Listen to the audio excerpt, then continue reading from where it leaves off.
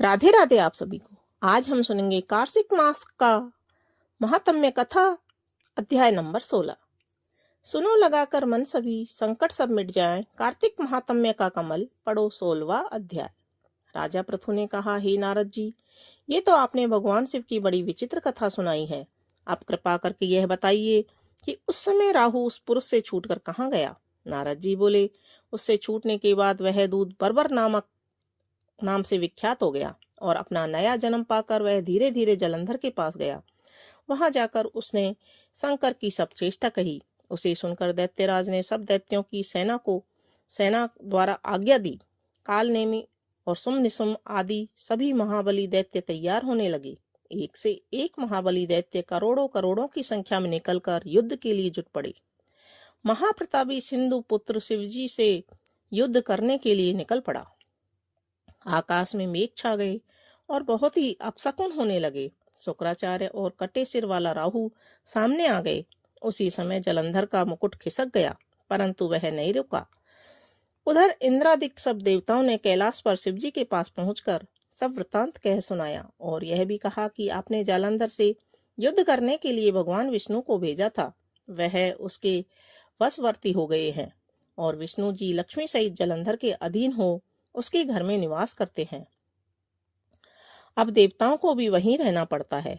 अब वह बलि सागर पुत्र आपसे युद्ध करने आ रहा है, अतएव आप उसे मारकर हम सबकी रक्षा कीजिए। यह सुनकर शंकर जी ने विष्णु को बुलाकर पूछा, हे ऋषिकेश, युद्ध में आपने जालंधर का संहार क्यों नहीं किया और बैकुंठ छोड़कर आप उसके घर कैसे चले गए। यह सुनकर विष्णु जी ने हाथ जोड़कर नम्रता पूर्वक कहा, उसे आपका अंशी और लक्ष्मी का भ्राता होने के कारण ही मैंने नहीं मारा है। वह बड़ा वीर और देवताओं से अजय है। इसी पर मुग्ध होकर मैं उसके घर पर निवास करने लगा हूँ। विष्णु जी के इन वचनों को सुनकर शंकर जी हंस पड़े और उन्होंने कहा, हे विष्णु, आप यह क्या चाहते हैं। मैं उस दैत्य जालंधर को अवश्य मारूंगा। अब आप सभी देवता जालंधर को मेरे द्वारा ही मारा गया जान अपने स्थान को जाइए। जब शंकर जी ने ऐसा कहा तो सब देवता संदेह रहित होकर अपने स्थान को चले गए। इसी समय पराक्रमी जलंधर अपनी विशाल सेना के साथ पर्वत के समीप आ कैलाश को घोर सिंहनाद करने लगा। दैत्यों के नाद और कोलाहल को सुनकर शिवजी ने नंदी आदि गणों को उससे युद्ध करने की आज्ञा प्रदान की। कैलाश के समीप भीषण युद्ध होने लगा। दैत्य अनेकों प्रकार के अस्त्र शस्त्र बरसाने लगे। भेरी, मृदंग, शंख और वीरों तथा हाथी, घोड़ों और रथों के शब्दों से शाब्दित हो पृथ्वी कांपने लगी। युद्ध में कटकर मरे हुए हाथी, घोड़े और पैदलों का पहाड़ लग गया। रक्त मांस का कीचड़ उत्पन्न हो गया। दैत्यों के आचार्य शुक्र जी अपनी मृत संजीवनी विद्या से सब दैत्यों को जिलाने लगे। यह देखकर शिवजी के गण व्याकुल हो गए और उनके पास जाकर सारा वृत्तांत कह सुनाया। उसे सुनकर भगवान रुद्र के क्रोध की सीमा नहीं रही। फिर तो उस समय उनके मुख से एक बड़ी भयंकर कृत्या उत्पन्न हुई, जिसकी दोनों जंघाएं ताल वृक्ष के समान थी। वह युद्ध भूमि में जाकर सब असुरों का चवर्ण करने लग गई। फिर वह शुक्राचार्य के समीप पहुंची और शीघ्र ही अपनी योनि में गुप्त कर लिया। फिर स्वयं भी अंतर्ध्यान हो गई। शुक्राचार्य के गुप्त हो जाने से दैत्यों का मुख मलिन पड़ गया और वे युद्ध भूमि को छोड़ भागे। इस पर सुम्भ निसुम्भ और कालनेमी आदि सेनापतियों ने अपने भागते हुए वीरों को रोका। शिवजी के नंदी आदि गणों ने भी, जिसमें गणेश और स्वामी कार्तिकेय भी थे, दैत्यों से भीषण युद्ध करना आरंभ कर दिया। राधे राधे आप सभी को। आज हम सुनेंगे कार्तिक मास महात्म्य कथा, अध्याय नंबर 17। भक्ति से भरे भाव है, हरि मेरे मन उपजाओ। 17वां अध्याय, कार्तिक कृपा दृष्टि कर जाओ। उस समय शिवजी के गण प्रबल थे और उन्होंने जालंधर के सुम्भ निसुम्भ और महासुर कालनेमी आदि को पराजित कर दिया। यह देखकर सागर पुत्र जालंधर एक विशाल रथ पर चढ़कर, जिस पर लंबी पताका लगी हुई थी, युद्ध भूमि में आया। इधर जय और शील नामक शंकर जी के गण भी युद्ध में तत्पर होकर गर्जने लगे। इस प्रकार दोनों सेनाओं के हाथी, घोड़े, शंख, भेरी और दोनों के सिंहनाद से धरती तृष्ट हो गई। जालंधर ने कोहरे के समान असंख्य बाणों को फेंककर पृथ्वी से आकाश तक व्याप्त कर दिया और नंदी को 5, गणेश को 5, वीरभद्र को 1, साथ ही 20 बाण मारकर उनके शरीर को छेद दिया। और मेघ के समान गर्जना करने लगा। यह देखकर कार्तिकेय भी दैत्य जालंधर को अपनी शक्ति उठाकर मारी और घोर गर्जन किया, जिसके आघात से वह मूर्छित होकर पृथ्वी पर गिर पड़ा। परंतु वह शीघ्र ही उठ पड़ा और क्रोधाविष्ट होकर कार्तिकेय पर अपनी गदा से प्रहार करने लगा। ब्रह्मा जी के वरदान की सफलता के लिए शंकर जी का पुत्र कार्तिकेय पृथ्वी पर सो गए। गणेश जी भी गदा के प्रहार से व्याकुल होकर धरती पर गिर पड़े। नंदी व्याकुल हो गदा के प्रहार से पृथ्वी पर गिर गए। फिर दैत्य ने हाथ में परिध ले शीघ्र ही वीरभद्र को पृथ्वी पर गिरा देखकर शंकर जी गण चिल्लाते हुए संग्राम भूमि छोड़कर बड़े वेग से भाग गए। वे भागे हुए गण शीघ्र ही शिवजी के पास आ गए और व्याकुलता से युद्ध का सारा समाचार कह सुनाया। लीलाधारी भगवान ने उन्हें अभय देकर उनका संतोष वर्धन किया। राधे राधे। आज हम सुनेंगे कार्तिक मास महात्म्य कथा का अध्याय नंबर 18। लिखता हूं मां पुराण की सीधी सच्ची बात, 18वां अध्याय कार्तिक मुक्ति का वरदान। अब रौद्र रूप महाप्रभु शंकर नंदी पर चढ़कर युद्ध भूमि में आए। उनको आया देखकर उनके पराजित गण फिर लौट आए और सिंहनाद करते हुए आयुर्धों से दैत्यों पर प्रहार करने लगे। भीषण रूपधारी रुद्र को देखकर दैत्य भागने लगे। तब जालंधर हजारों बाण छोड़ता हुआ शंकर जी की ओर दौड़ा। उसके सुम्भ निशुम्भ आदि वीर भी शंकर जी की ओर दौड़े। इतने में शंकर जी ने जालंधर के सब जालों को काट कर अपने अन्य बाणों की आंधी से दैत्यों को अपने फरसे से मार डाला। खड़गोरमा नामक दैत्य को अपने फरसे से मार डाला और बलाहक का भी सिर काट दिया। दसमर भी मारा गया और शिवगण किसी ने प्रचंड नामक दैत्य का सिर काट डाला। किसी को शिवजी के बैल ने मारा तो कई उनके बाणों द्वारा मारे गए। यह देखकर जालंधर अपने शुंभादिक दैत्यों को धिक्कारने और भयभीतों को धैर्य देने लगा, पर किसी प्रकार भी उसके भयग्रस्त दैत्य युद्ध को न आते थे। जब दैत्य सेना पलायन आरंभ कर दिया, तब महाक्रुद्ध जालंधर ने शिवजी को ललकारा और 70 बाण मारकर शिवजी को दग्ध कर दिया। शिवजी उनके बाणों को काटते रहे, यहाँ तक कि उन्होंने जालंधर की ध्वजा, छत्र और धनुष को काट दिया। फिर 7 बाण से उनके शरीर को तीव्र आघात पहुंचाया। धनुष के कट जाने से जालंधर ने गदा उठाई। शिवजी ने उनकी गदा के टुकड़े कर दिए। तब उसने समझा कि शंकर जी मुझसे अधिक बलवान हैं, अतएव उसने गंधर्व माया उत्पन्न कर दी। अनेक गंधर्व अप्सराओं के गण पैदा हो गए। वीणा और मृदंग आदि बाजों के साथ नृत्य व गान होने लगा। इससे अपने गणों सहित रुद्र भी मोहित होकर एकाग्र हो गए। उन्होंने युद्ध बंद कर दिया। फिर तो काम मोहित जालंधर बड़ी शीघ्रता से शंकर का रूप धारण कर और वृषभ पर बैठकर पार्वती के पास पहुंचा। उधर पार्वती ने जब अपने पति को आते देखा तो अपनी सखियों का साथ छोड़कर आगे आई। उन्हें देखकर कामातुर जालंधर का वीर्यपात हो गया और उसके पवन से वह भी जड़ हो गया। गौरी ने उसे दानव समझा। वह अंतर्ध्यान होकर उत्तर के मानस पर चली गई और तब पार्वती जी ने विष्णु जी को बुलाकर दैत्य धन का वह कृत्य कहा और यह प्रश्न किया कि क्या आप इससे अवगत हैं? तो भगवान विष्णु बोले, आपकी कृपा से मुझे सब ज्ञात है माता। हे माता, आप जो भी आज्ञा करेंगी मैं उसका पालन करूंगा। जगत माता ने विष्णु जी से कहा, उस दैत्य ने जो मार्ग खोला है उसका अनुसरण उचित है। मैं तुम्हें आज्ञा देती हूँ कि उसकी पत्नी का पतिव्रत भ्रष्ट करो। वह दैत्य भी तभी मरेगा। पार्वती जी की आज्ञा पाते ही विष्णु जी उसको सिरोधार्य कर छल करने के लिए जालंधर के नगर की ओर चले आए। राधे राधे आप सभी को। आज हम सुनेंगे कार्तिक मास महात्म्य कथा का अध्याय नंबर 19।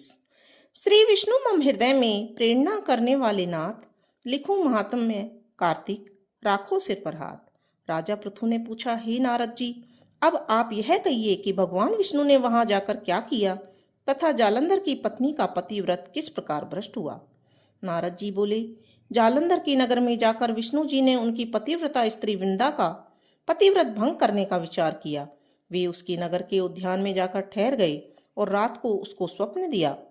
वह भगवान विष्णु की माया और विचित्र कार्य पद्धति थी कि उसकी माया द्वारा जब वृंदा ने रात में वह स्वप्न देखा कि उसका पति नग्न होकर सिर पर तेल लगाए महिष पर चढ़ा है, वह काले रंग के फूलों की माला पहने हुए है तथा उसके चारों ओर हिंसक जीव हैं और वह सिर मुड़ाए हुए अंधकार में दक्षिण दिशा की ओर जा रहा है। उसने नगर को अपने साथ समुद्र में डूबा हुआ इत्यादि बहुत से स्वप्न देखे। तत्काल ही वह स्वप्न का विचार करने लगी। इतने में उसने सूर्यदेव को उदय होते हुए देखा तो सूर्य में उसे एक छिद्र दिखाई दिया तथा वह कांतिहीन था। इसे उसने अनिष्ट जाना और वह भयभीत हो रोती हुई छज्जे, अटारी और भूमि कहीं भी शांति को प्राप्त नहीं हुई।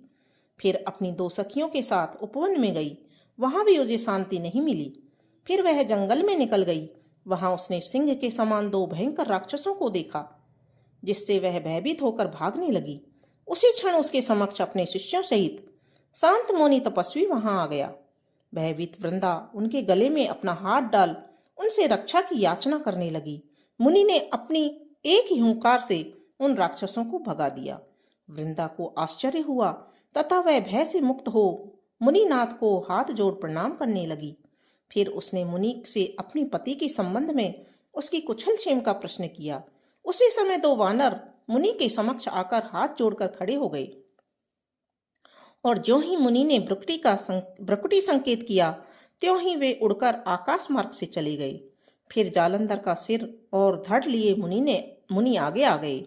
तब अपने पति को मृत हुआ जान वृंदा मूर्छित होकर जमीन पर गिर पड़ी और अनेक प्रकार से दारुण विलाप करने लगी। पश्चात उसने मुनि से कहा, हे कृपानिधे, आप मेरे इस पति को जीवित कर दीजिए। पतिव्रता दैत्य पत्नी ऐसा कहकर दुखी श्वासों को छोड़कर मुनीश्वर के चरणों में गिर पड़ी। तब मुनीश्वर ने कहा, यह शिवजी द्वारा युद्ध में मारा गया है, जीवित नहीं हो सकता, क्योंकि जिसे भगवान शिव मार देते हैं वह कभी जीवित नहीं हो सकता है। परंतु शरणागत की रक्षा करना सनातन धर्म है, इस कारण कृपा कर मैं इसे जिलाए देता हूँ। नारद जी ने आगे कहा, वह मुनि साक्षात विष्णु ही थे, जिन्होंने यह सब माया फैला रखी थी। वह वृंदा के पति को जीवित करके अंतर्ध्यान हो गए।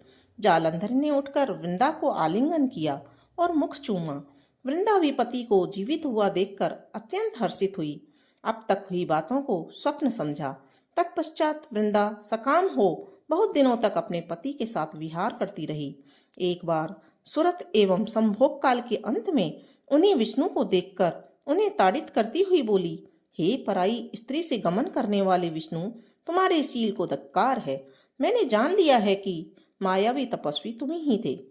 इस प्रकार कहकर कुपित पतिव्रता वृंदा ने अपने तेज को प्रकट करते हुए भगवान विष्णु को शाप दिया, तुमने माया से दो राक्षस मुझे दिखाई थे, वे दोनों राक्षस किसी समय तुम्हारी स्त्री ला हरण करेंगे। सर्पेश्वर जो तुम्हारा शिष्य बना है यह भी तुम्हारा साथी रहेगा। जब तुम अपनी स्त्री के विरह में दुखी होकर विचरोगे उस समय वानर ही तुम्हारी सहायता करेंगे। ऐसा कहती हुई पतिव्रता वृंदा अग्नि में प्रवेश कर गई। ब्रह्मा आदि देवता आकाश से उसका प्रवेश देखते रहे। वृंदा के शरीर का तेज इतना तेज पार्वती के शरीर में चला गया और पतिव्रत के प्रभाव से वृंदा ने मुक्ति प्राप्त की। बोलो विष्णु भगवान की जय। राधे राधे जी। आज हम सुनेंगे कार्तिक मास महात्म्य कथा का अध्याय नंबर 20। माँ शारदा की प्रेरणा स्व सहाय। कार्तिक महात्म्य का लिखूं यह 20वां अध्याय।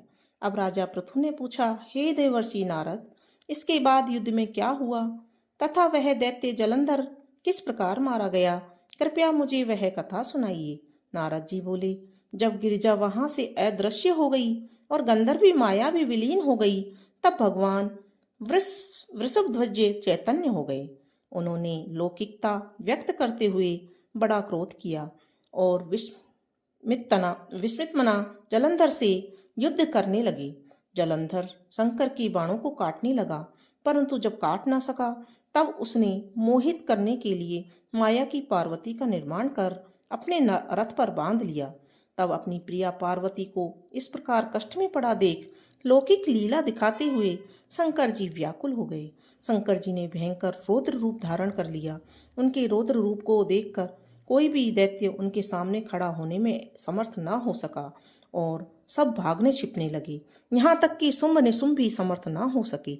शिव जी ने उन शुंभ निशुंभ को शाप देकर बड़ा धिक्कारा और कहा, तुम दोनों ने मेरा बड़ा अपराध किया है। तुम युद्ध से भागते हो, भागते को मारना पाप है, इससे मैं तुम्हें अब नहीं मारूंगा, परंतु गौरी तुमको अवश्य मारेगी। शिव जी के ऐसा कहने पर सागर पुत्र जलंधर क्रोध से अग्नि के समान प्रज्वलित हो उठा। उसने शिव जी पर घोर बाण बरसाकर धरती पर अंधकार कर दिया। तब उस दैत्य की ऐसी चेष्टा देखकर शंकर जी बड़े क्रोधित हुए तथा उन्होंने अपने चरणागुष्ठे बनाए हुए सुदर्शन चक्र को चलाकर उसका सिर काट दिया। एक प्रचंड शब्द के साथ उसका सिर पृथ्वी पर गिर पड़ा और अजन पर्वत के समान उसके शरीर के दो खंड हो गए। उसके रुधिर से संग्राम भूमि व्याप्त हो गई।